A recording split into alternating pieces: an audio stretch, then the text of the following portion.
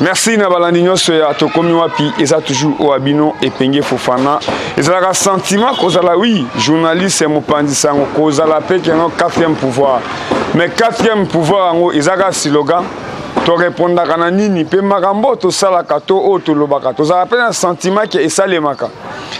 Na koloba toujours na actualité boyebi kengo mokonzi ya mboka azalaki na mobembo oyo esengelaki asala na este. Pour ezalaki na sommet munene oyo elingaki esalama ya komona ba pays voisins zinga na biso lolenge RDC eza toujours menacé na est mais lelo état des droits au tozomona lelo eza slogan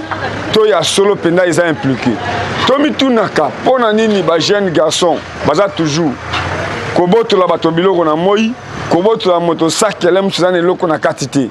eza nzala eza pasi ya komona lolenge insécurité eza na mboka mais eza bien kozala conseiller à chef de l'état kozala pe mutu oyo ke ozokamba parti politique au président de la République auti mais lolenge nini pe boza ko accompagner vision à chef de l'état eza bien kozala ke non Fachi Beton est-ce que na Sankuru bazo sentir Fachi Beton na Bandunduville, bazo sentir Fachi Beton, na Grand Équateur, bazo sentir Fachi Beton. Lelo, président de la République, Félix Antoine Tshisekedi Tshilombo, chef de l'État. Azo mérité ko corriger ba erreur nyonso potanga azalaki na ba abanayi kotala nini PPRD ezo salate mais ye lelo akoti asala. Banani faut ba accompagner vision nayi. Eza ba conseiller, eza ba ministre. Yango tolobi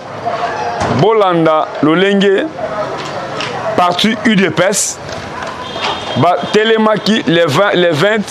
pona kotalisa kenon bato nyonso ba martyr nyonso o ba kufa les 19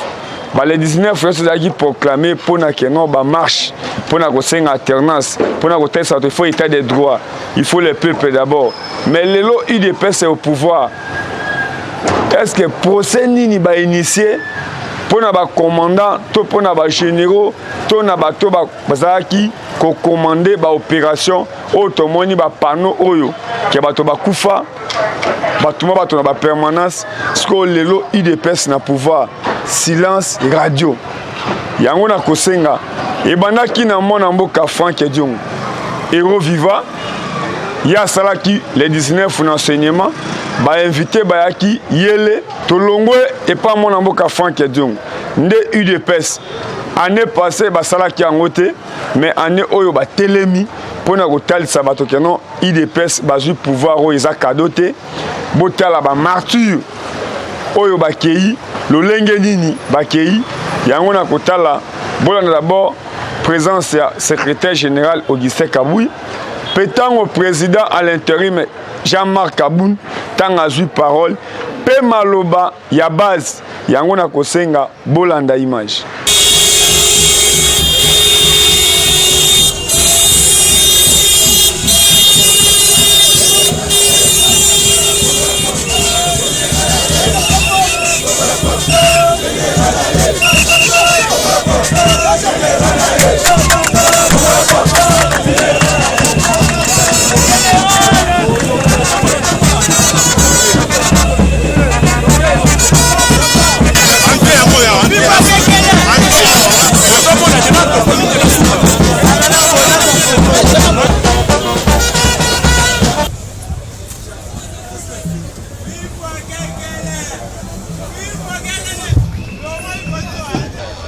nakanisi bafingaki biso ke toza parti ya bamilisi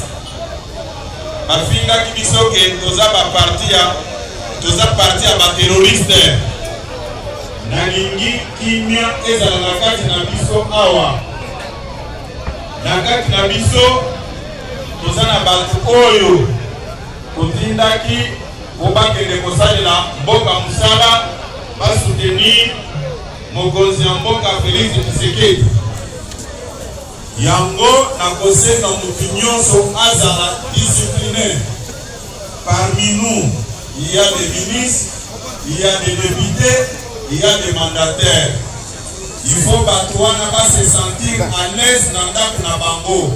Toyokani malamu bobetela bango maboko makasi. Il faut esika basalaka. Il y a des conseillers principaux, aux mandataires, ministres, députés. Lumbe.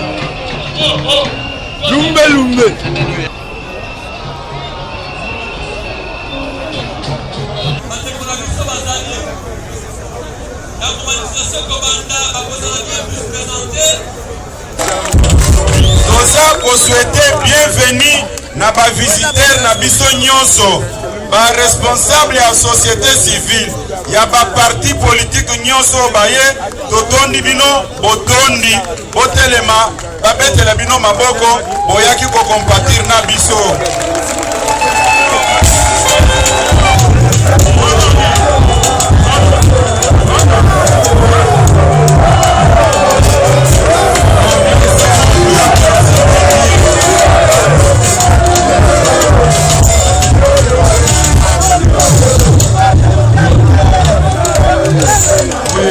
Ce sacrifice est simplement la conséquence d'un idéal dont seuls font preuve le véritable patriote.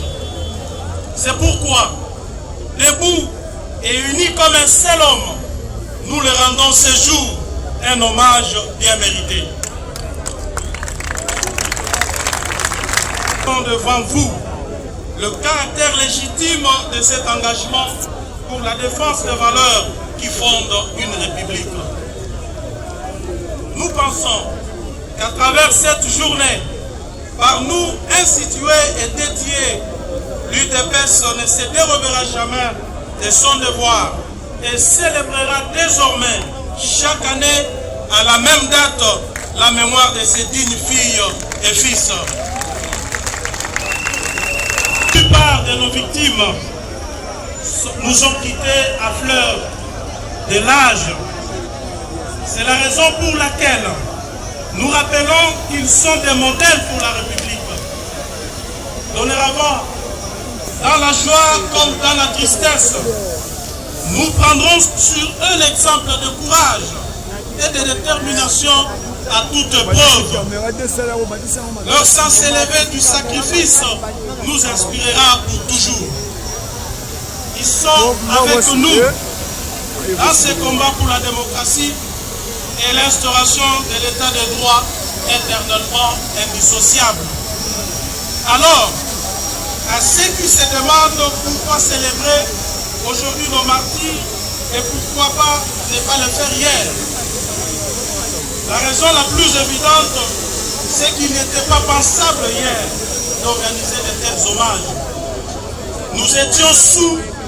le feu du combat et celui-ci nous absorbait totalement. Nous voulons par ces gestes symboliques non seulement réparer cet écart, mais aussi honorer la mémoire des martyrs et de ce fait nous convaincre, nous survivants de la nécessité de continuer à tout prix leur combat. Depuis notre prise de conscience démocratique et l'engagement dans cette lutte noble, les chemins parcourus a été long et parsemé d'embûches. À l'instar des enfants d'Israël, qui marchèrent pendant 40 ans dans le désert pour atteindre la terre promise, les combattantes et combattants de l'UDPS ont marché 37 ans durant pour parcourir la distance de plus ou moins 7 km seulement, séparant la 7e rue limitée au palais de la Nation.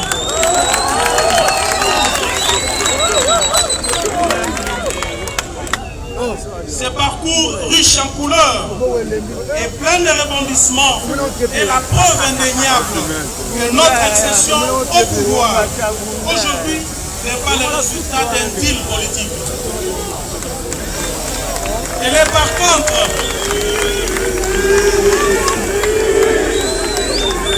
ce parcours riche en couleurs et plein de rebondissements est la preuve indéniable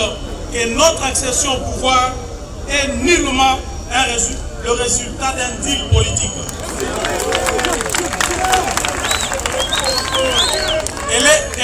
contre le couronnement d'un combat reposant sur le sacrifice suprême de nos martyrs. J'affirme donc haut et fort que notre accession au sommet de l'État n'est pas la volonté d'un individu ou d'un groupe d'individus.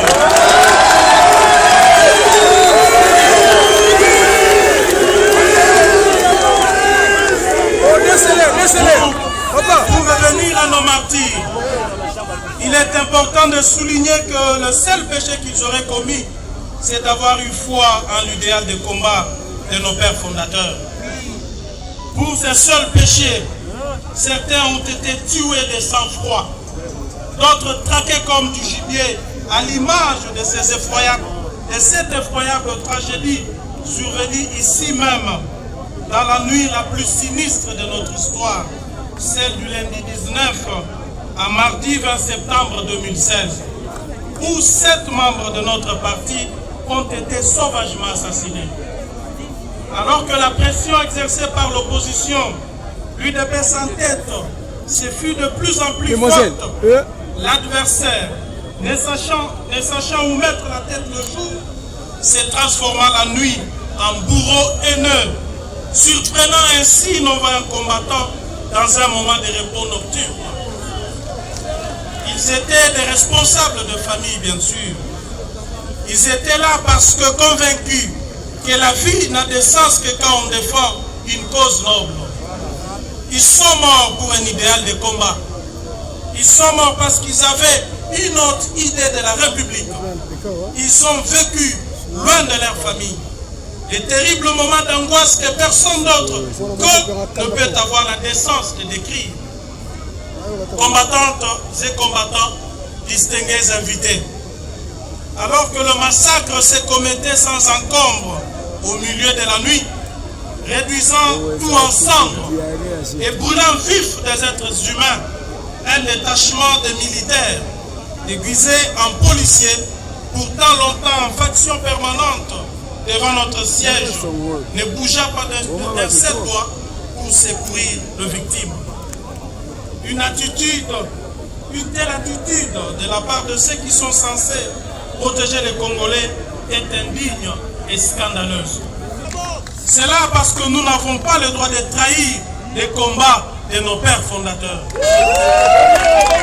C'est ainsi que nous encourageons la justice à continuer son travail de lutte contre la corruption et contre antivaleurs selon la vision du chef de l'État.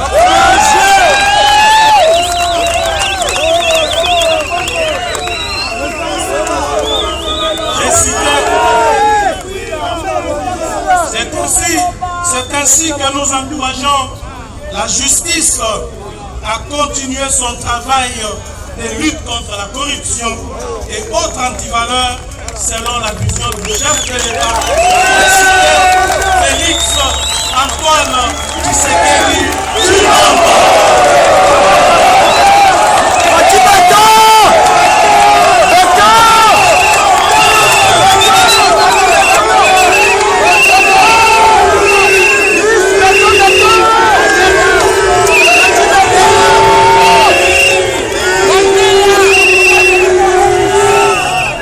Merci, Ezala Raboui. Ezala bien qu'on tambour en cortège, Ezala bien qu'on a la ministre, mais à de base, et c'est là qui va mettre la ministre dans le beaucoup. Mais bon, t'as la lolenge, va maltraiter la ministre na bango, lolenge message et qui est direct dans la ministre na bango. Il y a un accord remercié, oui. Moi namboka Augustin Kabouya côté lema oyo eza côté lema sentiment mais eza côté kimia pour ba ministre à UDPS et ibele bazala qui inquiété par rapport à comportement na bango pourtant tozolo ba keno ba tozo sunga chef de l'État banda d'abord na ndaku na yemoko banani bazo mériter ko accompagner vision à chef de l'État yango na koloba longo ya na ministre ya tourisme pour tout monde ba beteli maboko mais vice ministre ya finance mon mboka mata à base télémi et le bel de l'autre côté l'on appelle na ministre délégué Sylvain Mutombo au babetele maboko pe ba invité basanga kité batokola ba héros vivant honorable Franck Diongo Laura Batumona bozo kande bazobele la Enzoi Eugène Dio Mindongala batokola évêque patriotique évêque Mukuna yo moto sepela ki évêque Mukuna bakangi ba humilier mais bota devant foule babi évêque patriotique ekufate batolokola honorable Toussé Alonga président PLT pour batiaki podium pour na bali à IDPS na ba excellence na ba député élu yango na lobi ke eza bien côté les mapé awa koza la secrétaire général à IDPS est-ce que na Sankuru bayebi yo et ça appelle sengo ke otemi na Katakokombe otemi na Lusambu otemi na Tchumbe ozoloba au nom ya chef de l'état eza bien pe kozwa ba parlementaire debout ba kepe na Grand Bandundu na Grand Équateur mais awa tomoni parti INC balobi secrétaire général akei na Goma pour na bayamba chef de l'état mais tomoni pe ka INC etelemi na kwemoko ba mabanga etondi tango président de la République a commis sous na makoki ya kokita na province moko songoloti mais bato bazana Sankuru bato bazana Équateur bato bazana Kisangani bato bazana Congo central solution na bango ekozwama mais osenga mutu na mutu a répondre na poste na ye soko oza 10 passe ino zo pesa 9 nao yango to sengeli moment yango RP zo kende pouvoir ils a 5 ans mais to zo kende 2 ans mais dans la province o bazana beto ba mona président de la République mais awa na est to moni peuple telemi président pe akeite ezaka mutuna mais na batono so oyo bayebeki ki bachaki biloko na bango na JFM service na bar 47 bakende kozwa ndenge besoin mona déjà biloko ekomi mais na kwa encourager ko fingati ezana mwana mwasi moko na France première fois atia biloko na agence ya JFM mazozo ningisa ya kobenga JFM ko finga na mama abotai tango yoza mwasi ozofinga mama ya JFM service ça dit omi fingi to yi ko encourager mabeta pour JFM service za mukolo masu ate atia kande conteneur na yemoko tango compagnie masu etelemi ezui retard eza JFM azana mwa bi akoloba na masu a sauter a telema na porte mais JFM a s'excuser pour aza kilia lokola ba kilia nyoso ne ba tia conteneur na kati ya compagnie wana mais to go pesa autorisation ya kozwa téléphone na message ko finga pour na carton na omoko te toza ko respecter parce que za kilia mais to yi ko encourager au finga maman ya JFMT na mbala sima na kotanga kombo nao to yi ko encourager les maltais na France place au fandi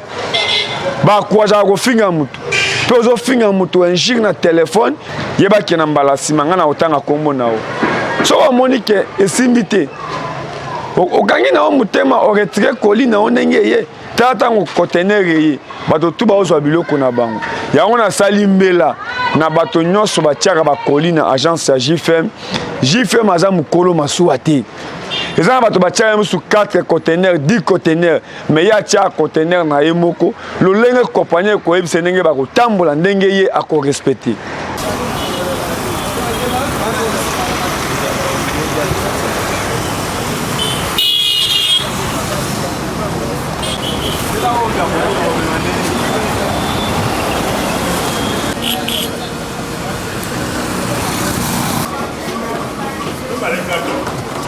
Mote na balandi nyonso ya tokomi wapi eza o abino epenge Fofana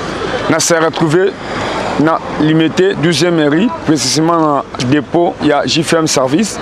bozo mona sima nga conteneur eza bar 47 tolobaka toujours JFM service aza patron te aza mona musala ba patron de bino bato botiaka ba colis na bino bato botiaka ba carton na bino mais na expliquera bino toujours que JFM service aza mukolo masuwa te ye atiaka conteneur moko mais masuwa wana ememaka ba conteneur ebele mais moi retard ezwami pona nini boyebi keno masuwa oyo elongwaka na poto etelemaka na matadi te